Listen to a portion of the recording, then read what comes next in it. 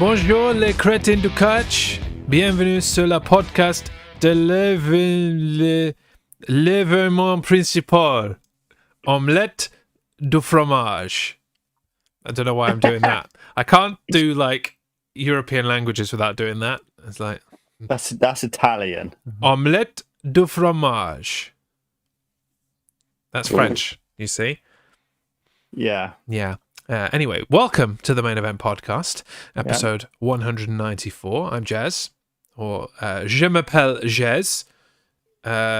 Il y a Dan, maybe? I don't know. I know French.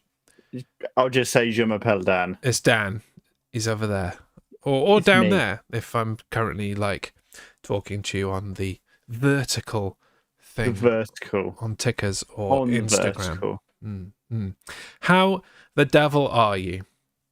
I'm all right, actually. The sun has been out, which has been glorious. It's been nice weather, and I've got the championship back. So yeah, I did all good. eventually post it back to you reluctantly. I felt like it was kind of pointless doing so because you'll just have to spend the postage money to send it back to me in a little while. But I was sending you something else anyway, so I'm like, oh, okay, I'll put it in there.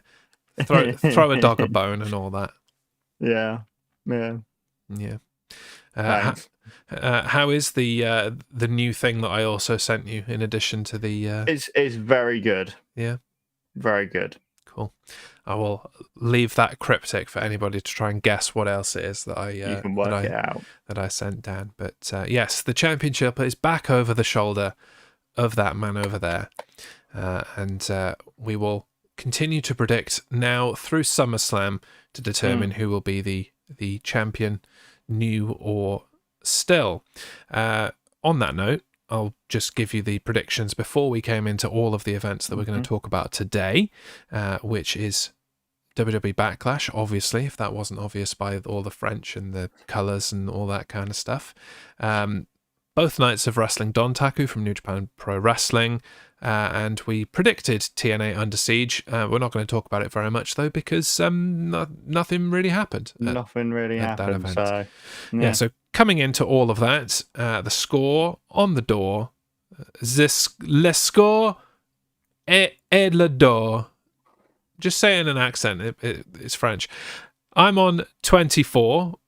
Don't know what that is in French. Un, deux, trois, quatre. Yeah, that'll do. 24. And you, Dan, are on 18. I think it's Van Catra. Van Catra. There you go. That's 24, I think. Van Cat. Is that it? Van Cat. Yeah, Van Cat. I'm on Van Cat. What are you on then? 18. Bus Cat. Bear with me. Cat Dog. Look at him channeling that GCSE French, or maybe not even GCSE French, Key Stage 3 French. He's going back along. Too sweet. Too sweet? De-sweet. Too sweet. Sweet. I think that's better than me. I'm too sweet. Yeah, so I'm Van Cat. You're too sweet. There we go. Yeah. Keep it wrestling related. Before we completely go off the rails, we should probably note that this episode of the Main Event Podcast is sponsored by Goat Energy Drinks. Get yourself a case of their all-natural energy drinks in original mango, which I have got here. Le Goat du Horny. I can't see it. It's too bright. Le Goat du Horny. Le Goat du Funky. Le Goat du Funky. Funky Goat and Horny Goat. Or you can try out their new caffeine-free watermelon flavour or particularly potent mango flavour. All of these at goatdrinks.co.uk. Enter the code JEZ10 down in the bottom right-hand corner there for 10% off your order as well as free shipping. Boom. That's what you want to do. Boom. You don't even have to talk French if you don't want to get that deal. That's how generous I'm feeling. Just put it in the little box. No French required. Yeah. Yeah. And we'll put a pin in the French for now because we've got some other things to discuss. Some other countries to insult gratuitously by pretending to speak their language. Let's start with Japan, shall we? Yeah, I'm a lot better with some Japanese than I am French, let me tell you. Yeah. So 2 nights of wrestling Dontaku. Mainly, we're just going to talk about championship matches and key events and things like that over the course of those. As is always the case with New Japan, there was a lot of tag team preliminary matches setting up for future feuds or settling stable feuds that they have.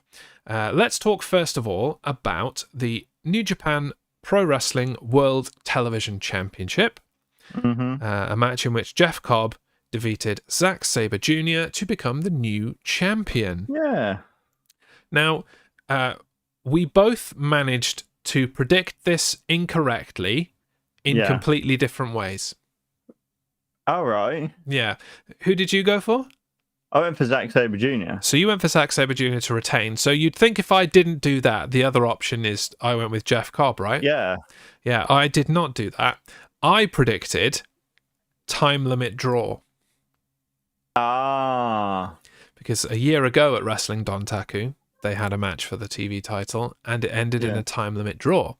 I thought they were going to do that again and just prolong Jeff Cobb ever being able to get anywhere near it. But as it happened, no, he basically just sat on Zack Sabre Jr. and that was that. He is the new champion. It looks good on him, if I do say so myself. And I think it's good to see Jeff Cobb with some singles gold. Yeah, it is actually, isn't it? Or any gold, frankly. Even some tag team gold would have been decent. And although they apparently are not planning on anointing a new leader of United Empire, as much as TJP wants to pretend he's the captain of United Empire, still think it should be either Jeff Cobb or Great O'Khan. And having some gold will... we'll push that. It'll certainly push that, yeah. But as far as the match was concerned, it was all right. Yeah, it was fine. A clash of styles, obviously. I'd have felt like each man brought their particular style to the match. Jeff Cobb, brawler, big man type thing, and Zack Sabre Jr. gave it a bit of the technical to try and keep him down, and it was not to be. It's strange that they put the belt back on Zack Sabre Jr. to be a transitional champion. What, you couldn't have paid Riddle for one more match and just had him lose to Jeff Cobb. I mean, I suppose they did try and set up that Riddle and the United Empire were kind of allies, and so that they we're wouldn't have doing something, so it wouldn't really work. No, I suppose not. But it doesn't seem really fair to Zack to have to be a transitional champion in that way. But it's done now. Doesn't matter. Let's see what Jeff Cobb does with it going forward. I'm not sure when we're going to see Cobb do anything of merit next, because obviously we've got Super Juniors coming up, and as much as Cobb wanted to try and drop the weight and get into the Super Juniors, I don't think he's going to manage it. So we'll see him in a couple of months, I guess. And then also at night one, Nick Nemeth defeated Hiroshi Tanahashi to retain his New Japan Global Championship.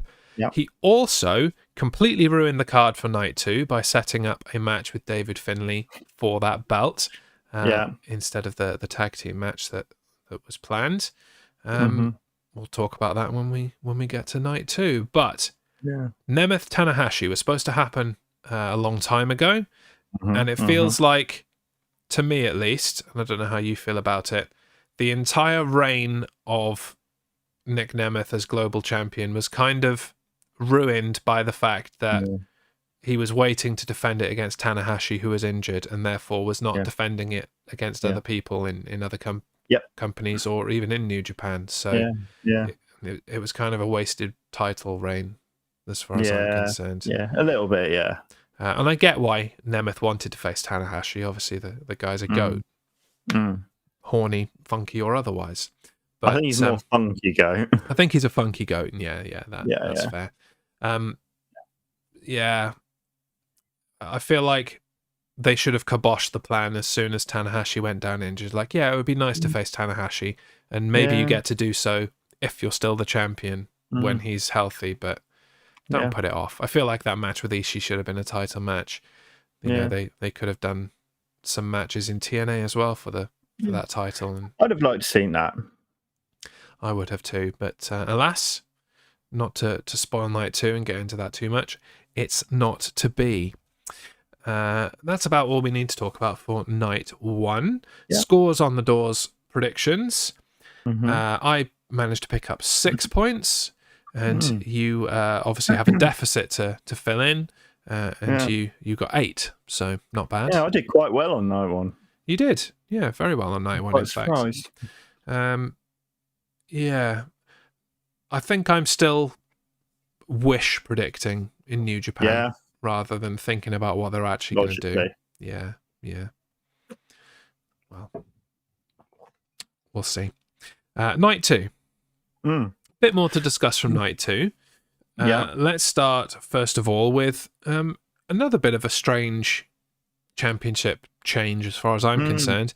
Kenta and Chase Owens, Bullet Club, regain the IWGP Tag Team Championship from Bishamon, who only won it from them a couple of weeks ago, and I think this is their second defense, or lack of defense, because they lost it, but the second time they defended it.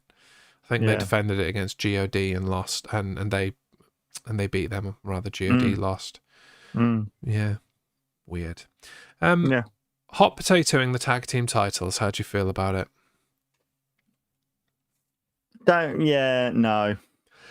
I think they did it because they wanted to throw Hiroki Goto a bone a little bit after coming so close in the New Japan Cup. But like a tag team bone is not really what they should be throwing him. No. He should have been in the mix for the TV title or even the KOPW title or something like that. To be able to be given that bone. Hell, he should have just won the New Japan Cup, really. I think that would have been a better choice than Yota Tsuji. I still stand by that now.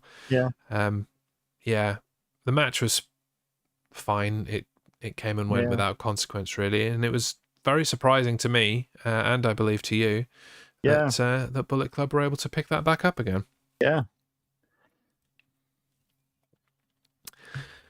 Next, then. Shingo Takagi retained the Never Openweight Championship over Gabe Kidd. Now, this is where you picked up a prediction point over me at one point in this, because you went with Takagi to retain, whereas I thought it was Gabe Kidd's time, really. Gabe Kidd's time, I felt like they were going to make him a double champion within the space of a couple of weeks, which kind of, spoils what I'm going to predict for his match with Eddie Kingston for the New Japan Strong title on Saturday. Even though I got this one wrong, still believe in Gabe Kidd, and I think that he's going to win that title. But this was a hell of a match. It wasn't bad, was it? It was definitely a highlight for the card, and is what they're looking to go back to, really, for the Never Openweight Championship. Hard hitting, just knock down, drag out, smash each other into oblivion kind of match. And I'm here for it, especially how good it made Gabe Kidd look. I mean, obviously he's one of the biggest heels in the company with Bullet Club War Dogs, and he plays dirty and all of that. But they're also playing up the, he wants New Japan to go back to the New Japan of old, that's just strong style wrestling, no messing, and you could see him split from Bullet Club if he continues that kind of virtuous, righteous attitude that he's got going on. They were nowhere to be seen during the match. No, perhaps perhaps they'll play on that. It's like, oh well, if we'd have been there, then you'd have won, but you wanted to play it goody-goody, didn't you, Gabe? You wanted to play goody-goody, so get out. Stick it up your whatever. No more barking for you. Worth. Yeah, he's a madman, He's a madman, Yeah, so that was a surprise. Did you know he's a madman? I'd heard a rumor. Yeah. I don't know. I'm not sure where I heard it. Certainly not from him directly into the camera, but I had heard a rumor that he is a madman. He's a madman. Yeah, Speaking of madmen, Jon Moxley retained the IWGP Heavyweight Championship against Ren Narita. No real surprises there. No surprise. But it was a decent match. And, younglings like Narita need World Championship matches that they're going to lose in order to build themselves up, really. Yeah. And I feel like it was a good showing from him. Yeah. Good stuff there. And then following on from night 1, we had Nick Nemeth face David Finlay for his IWGP Global Championship, and David Finlay regained the championship. The first and third IWGP Global Championship belongs to David Finlay. Yeah. I felt like the match was a bit anticlimactic. Yeah. They were going back and forth. David Finlay got his licks in. Nick Nemeth was doing his bit. Yeah. And then all of a sudden, David Finlay just wins. I'm like, oh, right. No real cheating then. I mean, there was a little bit earlier in the match, but it certainly wasn't a cheat victory. Yeah. There was cheating in the other parts of the match, but not at the end of the match. I'm like, oh, right. Okay. That's the end of that then. Yeah. And we didn't predict that, obviously, because neither of us watched night 1 in time for the start of night 2. So we didn't know it was happening until literally the watch of night 1. Yeah. Do you think this means Nick Nemeth is going to be more stateside now? Yeah, I think that's the end of his run with New Japan for the time being. Because he's in Mexico. He's the AAA Mega Campeon. Yeah. That one. So I guess he's going to be stateside now for the majority of it. So, or at least North and South America, that side of the globe. Yeah. I guess in much the same way as Mustafa Ali is doing kind of a world tour and just working around, and his time in New Japan seems to be over, at least for now. I'm sure he'll go back and do the odd tour here and there. Yeah. But it's a bit disappointing, following on from what we said earlier.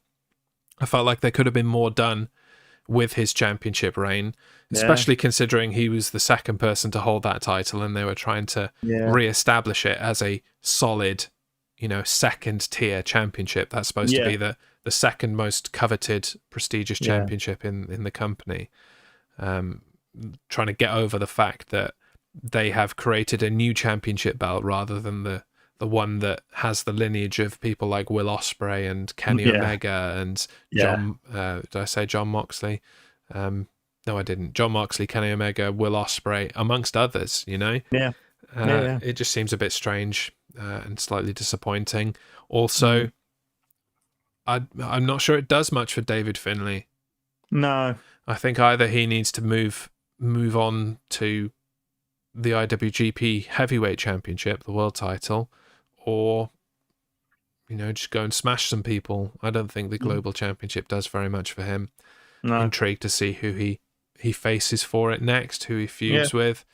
Again, we're gonna have to wait for that Super Juniors time. So Super Juniors time. Yeah.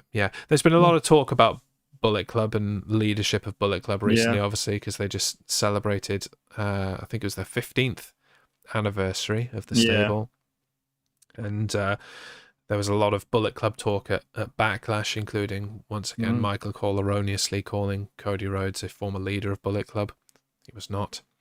Nope. But he was in Bullet Club, but he wasn't leader. He was not. No, he was Kenny Omega's bitch, to put it lightly. AJ Styles was a leader. Mm-hmm. So perhaps he was getting confused. He definitely has been confused. Yeah. For many years. He said it before though. When it was Finn Balor and Cody Rhodes, he said it then. Two former leaders of Bullet Club, and he's like, nope. No, one former leader of Bullet Club.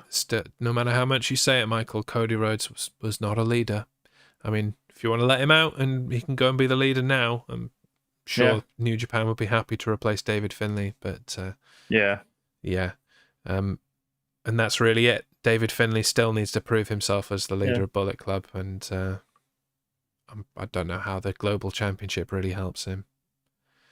It's mainly been, apart from Prince Devitt, Finn Balor, winning the IWGP World Championship has been what has cemented their leadership and their control over Bullet Club. And I think that's what David Finlay needs to do, as well as recruit some new members.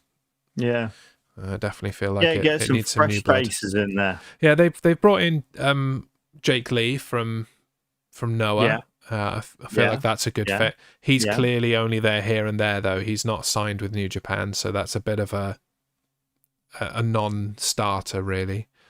Yeah. Other than that, they just need some fresh blood in there. I thought it would have been nice to get somebody like a Nick Nemeth to try and maybe usurp David Finlay and try and take over. You know, Bullet Club is a stable of Westerners most of the time. So, you know, get one of these major Western free agents to come in and try and take Bullet Club from David Finlay, only for David Finlay to keep control of it by hook or by crook. That would be neat. Do it. Yeah.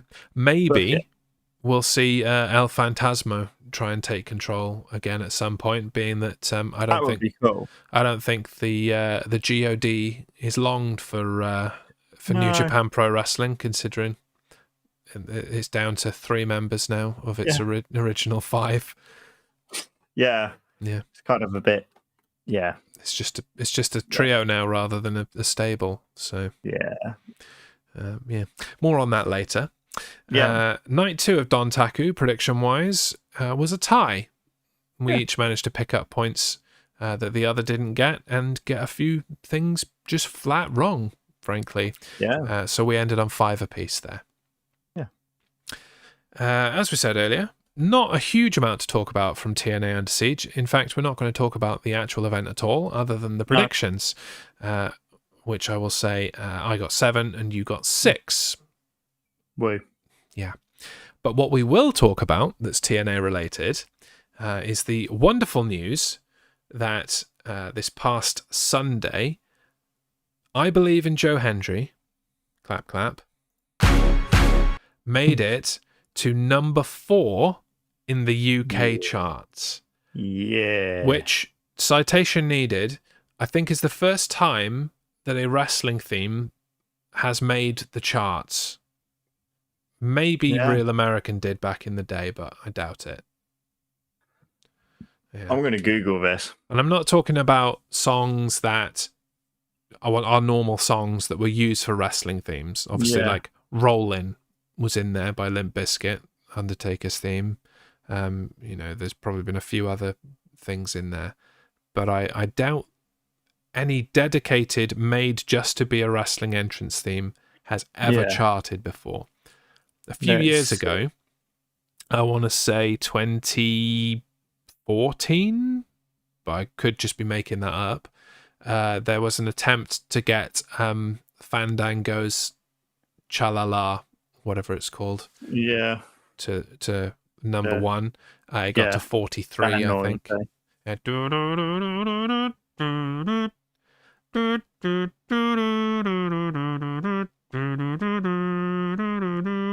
I liked it. I thought it was really good.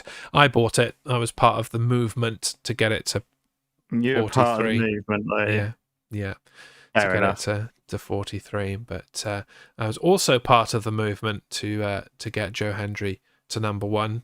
Fell just short. I believe in Joe Hendry. Well, this is a French-themed show, Dan, so I think you mean Je crois en Joe Henry. No, I think I said that right. Henry. Let me just listen to Google again. Hang on. Je crois en Joe Hendry. Fromage du omelette. There you go. Omelette du fromage. There you go. Yeah. Omelette du fromage. Omelette du fromage. It's the fact that when you're doing it, you're glancing over to your other screen. To get to the button, yeah. There you go. I'll set up the button ready, so all I have to do is click. Omelette du fromage. How's that? Better? Go. There you go. I'd have laughed so much if you pressed the wrong button. It was moose. Omelette du fromage. Moose. Yeah. How about this one? Fromage.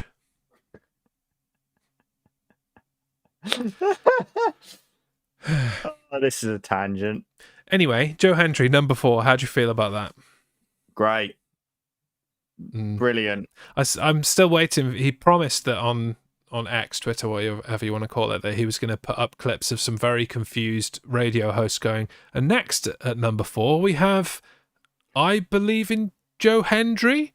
Like, what is this? Why is this here? It makes no sense. And for people to have to explain it in the worst possible way, because people who don't know anything about wrestling explain wrestling things really badly. It's hilarious.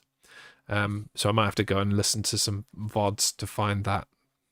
I just want to hear what they said on Radio 1. I feel like they were probably pretty clued in on Radio 1, but I may be giving them too much credit. I think I did see something of Radio 1 doing it, and the guy was pretty clued in. Yeah. So, I mean, it's, designed for younger people, isn't it? So they have their finger on the pulse pretty well, especially things involving TikTok and social media, which is where this really kicked off. So but congratulations, Joe. I hope it brings you many, many royalties for a long time to come, because the song is great and you deserve it. And finally, but there's a lot to talk about. Let's move on to Le Backlash de France. The Backlash de fromage. Omelette de fromage. The Backlash. So obviously the thing that we need to start talking about in terms of Backlash is the crowd. The crowd was banging. The crowd were incredible. Yeah. I did get a bit fed up in the end of the Simplement Deux after the 2 counts. Simplement Deux. Simplement Deux. Yeah. I'm like, okay, we get it. There was a 2 count. Could we abbreviate this? Americans have got a simple like 2. It doesn't take quite as long as your one, which I think they did it 3 times, didn't they? After each one, something like that, and it took a long time. That was one of the ones that I was able to work out what the hell they were doing. The other one, they were singing some soccer related song every time somebody mentioned the word phenomenal. Yeah, and it had phenomenal in it, didn't it? Yeah. I didn't quite understand what was going on there. I had no idea what it was. But they seemed to be enjoying themselves, so more power to them. I spent most of the night just like saying what I thought they were saying, even though that's not what they were saying. My favorite one was taco pizza. They definitely said taco pizza at some point, and I could go for a taco pizza. I definitely could have gone for a taco pizza on Saturday. Yeah. I did like the memes afterwards. It's like despairing WWE superstars having to go back to Americans doing what chants after that crowd in France. And it's like, if only we could meet in the middle somewhere, and it wasn't quite as obnoxious as the Simplement doing, and not quite as lame as American crowds and chants. I feel like the best crowd was like the UK Championship tournament crowd in Blackpool, with the shoes off if you hate Gibson type stuff. Well, that was fun. Like that I think that's the best crowd that I've ever watched on television. The best crowd I've ever been involved in was the Clash at the Castle crowd in Cardiff. That was pretty cool. But that was just singing, really. It was the singing that did that. Singing along to theme tunes was what they were really good at. Clash at the Castle is back this year, but in Scotland. Yeah, no one's going to go, though, because it's too expensive. Scotland! It's like, I looked again last week when they said the single tickets were on sale. I'm like, all right, maybe I can, pick up a single-use ticket for even if I just go to SmackDown. I'm like, I'll pay like 150 quid for that. No, minimum 300 quid. I'm like, Jesus Christ. Yeah, no thanks. If I'm going to spend £300 on a ticket for wrestling, I'll just fly to Florida and still come back with change probably. So not going to happen. Yep. Now I did jump ahead a little bit, but it's mainly because there wasn't a whole lot to talk about. We didn't bother with the show last week because the main bulk of topic that we had set aside for last week's show was the WWE draft. Mm. And I don't know about you, Dan, but I thought that the draft was utter fromage, to be honest. Yeah. It was boring. It was so dull, and it didn't need to be. There was so much opportunity for some excitement. They could have, for a start, done all of the picks on the show instead of just putting them up on social media afterwards. Yeah. Like it was supposed to be the draft, not a normal SmackDown and a normal Raw with occasional draft picking that was the same people that were already there on the most part. Yeah. And it didn't make any sense to me from a, obviously we've got kayfabe and things, but you logically, as general managers of these brands, you would pick all the NXT people first because they're the ones that were available both nights and could disappear. Obviously you want to get certain people from the pools, like you if you want to pick up the Judgment Day or whatever, then you do that quickly. But it should have been really front heavy with NXT picks because they're the ones that were available both nights. There shouldn't have been any NXT picks on night 2 of the draft because they all should have gone night 1, really. Yeah. But I was just disappointed with it, and I was like, oh, this was worth staying up for. Thanks WWE. Thanks WWE. I don't need sleep. Like, thanks for nothing. So that's why we didn't talk about the draft, because it was crap, frankly. It would have been a very short show. Yeah. Like, what did you think of the draft, Dan? Crap. What did you think, Jez? Yeah, crap. Right, cool. Thanks for coming. See you next week. It was merde. Merde. Whatever that means, yeah. That is dog feces in French. I see. I don't know if I need to, like, bleep you even swearing in another language, to be honest with you. Well, just live a little and don't. I'll live life on the edge, and I will and I will not do that. Yeah. Apologies to all of the French people who are offended by Dan's potty mouth. Yeah. Put your French children to bed. They cannot listen to this podcast. Right, let's get back to Backlash. Let's talk first of all about the Solo Sikoa and Tama Tonga versus Randy Orton and Kevin Owens match. I think this is the first time in a very long time where I have been genuinely surprised by something that WWE has done. Yeah. Everybody was expecting Jacob Fatu. And who pops his head up and pulls... who did he pull out? Kevin Owens or Randy Orton? I can't remember. He pulled the ref out. That was it. Yeah, thank you. But Tanga Loa. Yeah. And Tanga. I keep getting reminded of this, but then forget again promptly and then go, oh yeah, again when people tell me. Tanga Loa has had the most time in WWE out of the Gorillas of Destiny because he was Camacho hanging around with Hunico on his lowrider push bike or whatever the hell that was. Yeah, that was something. It was something. Yeah, something I think is probably the best way to describe it. Something that Tanga Loa probably wants to forget. Yeah.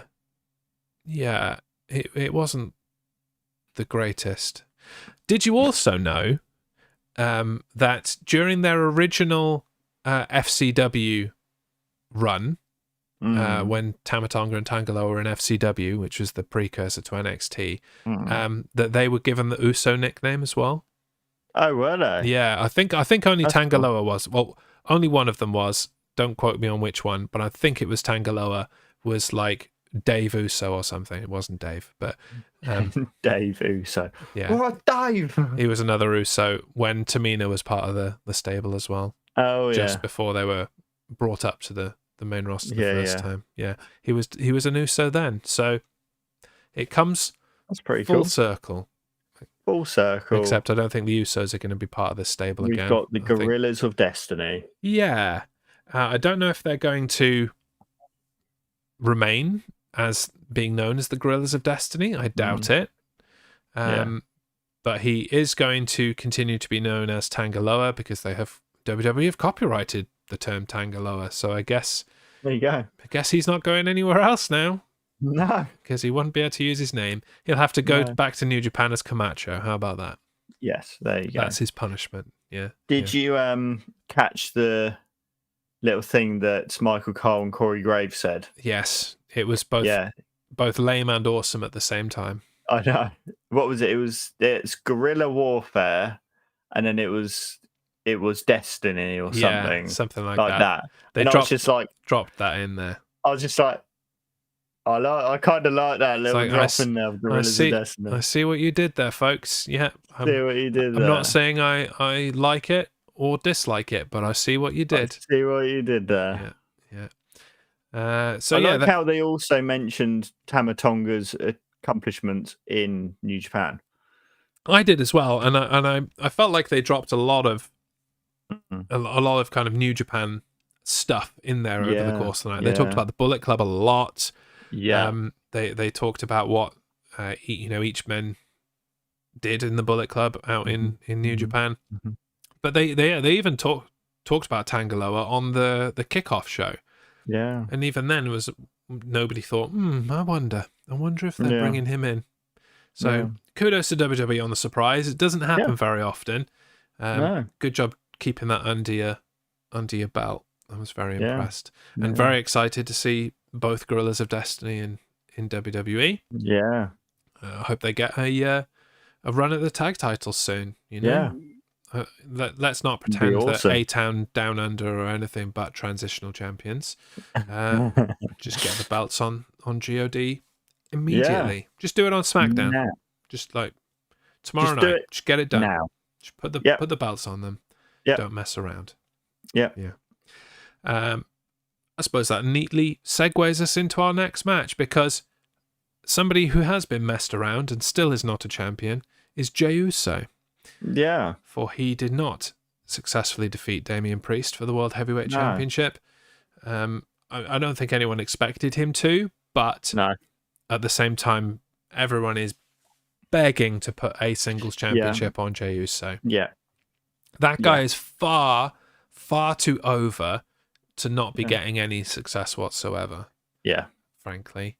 And, how much longer has he actually got in WWE? God knows. Single-digit years, I would say, Yeah. He's been there for a long time. Yeah. So, let's do something. Let's do something, guys. Yeah. It's not going to be the US title either, because they've gone back to, specifically looking down the brand lines. So he's not going to cross over to SmackDown. Yeah, I don't know. Who knows when it'll happen? The match was fine. Yeah, it was fine. Yeah, a lot of the matches on the night were fine. I think a lot of it was brought up by the sensational crowd. Yeah. In general, I think the show itself was fairly average. I think out of all the matches, the match I enjoyed the most was the Bloodline Randy Orton Kevin Owens match. Yeah, I think that was one of, if not the best matches of the night. I think the WWE Championship match was probably the best one. But again, that probably could have been a little better. Yeah. One match that I did not enjoy, if we are done with the World Heavyweight Championship. Yeah, we are. Yeah. One match that I did not enjoy was Bianca Belair and Jade Cargill winning the WWE Women's Tag Team titles. And not because they won. I could care less, frankly, who walked out with the belts, but I just don't feel like it did anything. It was not particularly a good match. What is impressive, however, is the news that comes out following Backlash and this week that Asuka has been working injured since WrestleMania. Got hurt at WrestleMania and has been working injured this entire time. Yeah. Kudos to Asuka. Yeah, fair play to her. According to, and I'm not sure how credible a source this is, according to Nia Jax, she has been in a lot of pain for the last few weeks and has been working through it. So I don't trust Nia Jax. I don't either, but I suppose she's got no reason to lie. Yeah. Really, who knows? I am somewhat chuffed actually that Bianca and Jade are now the tag team champions. Yeah. Hopefully they don't meet the the Women's Tag Team Championship curse that everybody else seems to have befallen, including, Asuka now, it seems. Yeah. It seems that somebody has to get injured when they are Women's Tag Team Champions. But, someone's got to break that streak, break that curse. And why not Bianca and Jade, eh? Why not? And then, onto the main event. As I said, probably the match of the night, and it should have been. It's the main event. Cody Rhodes defeated AJ Styles to retain the WWE Championship. Yeah. No real surprises there. No. We all knew that would be the outcome. But it doesn't mean that the match wasn't there for the taking of being the match of the night, and that we didn't want to see it. I certainly wanted to see it and enjoyed thoroughly watching it. Do you know what was a massive joke, though? What? There was the notion that AJ Styles had specifically had designed special ring gear to look like the ring gear that he was wearing when he faced Dusty Rhodes on a NWA TNA Weekly pay-per-view. Yeah. And I was like, at the time I was like, oh yeah, that's neat. That's a good idea. Yeah, that's pretty cool. And then I went back and looked at what he was wearing during that pay-per-view. Doesn't look anything bloody like it. Like, no. It hasn't got any of the same writing. Like, it looks completely different. AJ was in, like, shorts and kicks for the Dusty Rhodes match. And then he hadn't really changed his look at all for this one. He still had the long trunks and the big one on his shoes, which he didn't have in TNA. It's like, right. Do you mean to say that they're both purple? Yeah, that's basically what it was. They're purple. And there wasn't a huge amount of purple on the TNA one. So really it was just, you wanted some purple ring attire, and this seemed like a good excuse to have it. Yeah. Yeah. So that was disappointing. But when a failed homage is the most disappointing thing about the match, I suppose you can't really complain. It's not all bad. Yeah, you can't really. Overall, and maybe we should give Backlash a grade. What do you say? Let's keep it classic and obvious. I ask you, Dan, on this day to give me a rating out of 5 omelette du fromage for Backlash France. I enjoyed it. I'm going to give it a 3. Okay. Yeah, I think it was decent. I don't think it was spectacular. I don't know if it even beats last year's Backlash in Puerto Rico, actually. And there was a lot of good stuff there.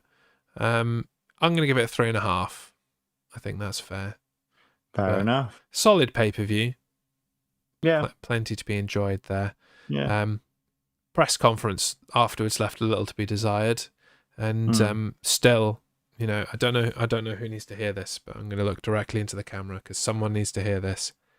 Please get some training for Triple H on how to answer difficult questions.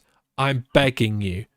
Consistently, he cocks this up. It's like they asked about Drew Gulak and the sexual harassment allegations, and Triple H was like, "Yeah, well, the NFL fire people all the time, so I could fire people if I want." I'm like, "Yeah, chill, calm yourself."